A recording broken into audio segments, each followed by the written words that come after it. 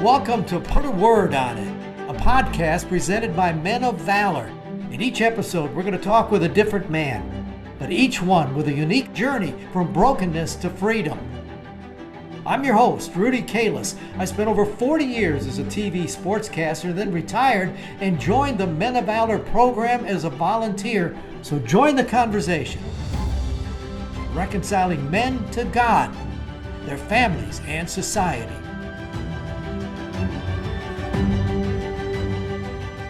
Thanks again for joining us for another edition of Put a Word on It, brought to you by Interstate AC. They've been wonderful folks and have supported us a great deal. We appreciate all your help. I want you to meet Darnell Ford. When you come here, Darnell, it seems to me like he almost runs the place. The guys all relate to him. He's a big old man, and the thing that's most interesting about him, got a powerful story in his life, but he's now working where this facility is back in the old neighborhood where he used to run. Altogether different man back then, and then God changed him to the point that he's now here changing lives in his old neighborhood. So this is your old neighborhood, right? You grew up in this neighborhood. Yes. How long? I mean, how old were you when you came here? Were you born here? I was born and raised in Nashville. I grew up, for the most part, in the Melrose area. But around 1994, we moved here. I was already out of high school, but I was still living at home. And so from 1994 until now, I've pretty much been in the Antioch area. So what kind of a kid were you in this area? So like I said, I pretty much grew up in South Nashville. I would kind of come to Antioch, to the mall and stuff like that. But it wasn't until I was probably about 19 that I really started being a menace to society, if you will, selling drugs, using drugs, forgeries, credit card fraud, different things like that, around Hickory Hollow, in the mall, outside of the mall. So that's pretty much from about 19 until, in 1994, until around 2009. That was the very last time that I committed a felony and was arrested. How does a kid get into that? I don't think you weren't raised that way. No, I wasn't. A lot had to do with the culture, music. In the 90s, drug dealers were, you looked up to drug dealers because they had the money, the cars, notoriety, fame, I guess, material things. And I had a relative that was a drug dealer, and I kind of idolized him and liked being around him because he was instrumental in my life as a child, playing basketball, hanging out, and so as he progressed, in his life, going down the wrong road, I still looked up to him. And so as I got around 17 or 18, I kind of was interested in selling drugs, but I really didn't do a lot of it. I pretty much worked. But once I really got to using drugs, selling drugs became pretty much the normal thing to do to try to maintain your habit. Did you have parents at home, or were you a single parent family? Or no, both of my parents were at home. The only thing is my dad worked pretty much 16 hours a day.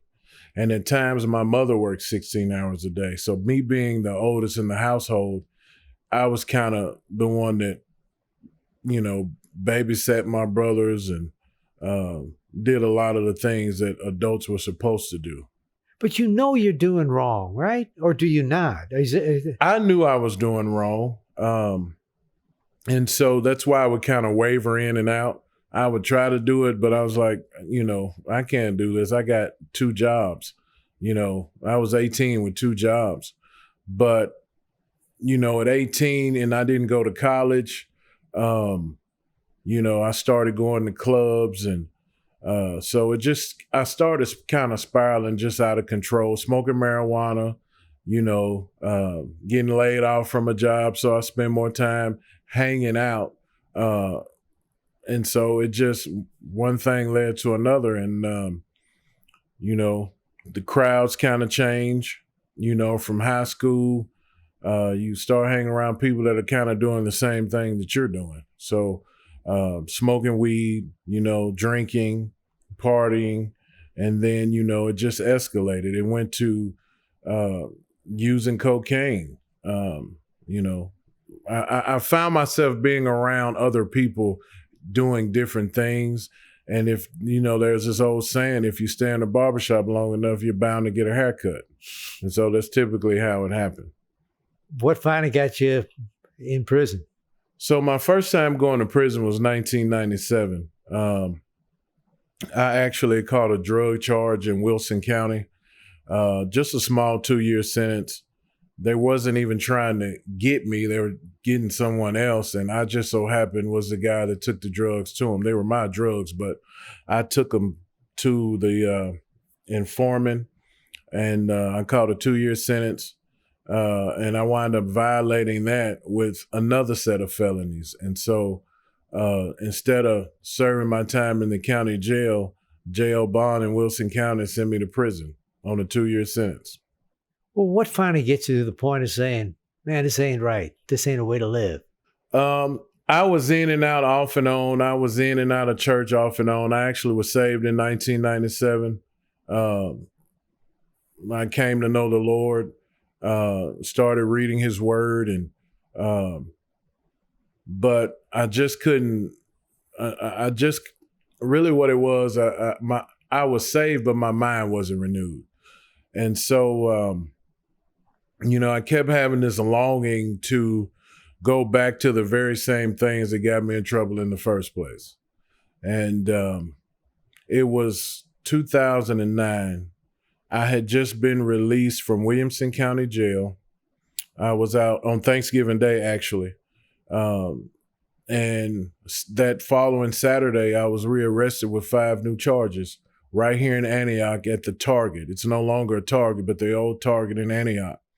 And it's a long story with that, but when I was arrested, it was like I came to my senses, almost like the prodigal son. Like, I don't have to live like this. I was just free. I was just released, and now I'm being rearrested. And it just became so clear to me that all my charges were pretty much based on me using drugs. You take away the drugs, I wouldn't be getting arrested. So how did Men of Valor get into your life? So after being arrested in Metro, I wound up putting my sentence into effect, and I was transferred to Core Civic. Back then it was called CCA. And so I was actually put in the unit where the Jericho Project was, Men of Valor. And so I wound up moving down the hall, working in the kitchen, and I was going to court on my new charges. And I ended up back in the Jericho pod, and I just knew that that's where I was supposed to be. And I signed up for the Jericho program. I did a year, and I was released to the aftercare program. I did a year, and I've just been with Men of Valor ever since. Yeah, you're an administrator now. Do you look back and you say, wait a minute, how did I stick with this? How did this thing change my life? Well, outside of receiving salvation, this has probably been the best thing that's ever happened to me. It just changed my whole way of thinking, my walk. I really understand what it is to be discipled. I fit in. The men on staff just work with me, and you're looking at fruit of the ministry. You just don't get this. I don't feel like you really get this like just attending a church. Men of Valor is just something special for men that come from my background. Well, the name of the program is Put a Word on It. Have you? I know you've been thinking about it a little bit. What comes to your mind? What comes to my mind is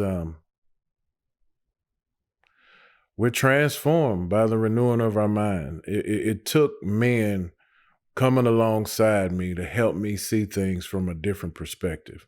You know, Proverbs 3 talks about lean not into your own understanding, but in all thy ways acknowledge him and he will direct your path.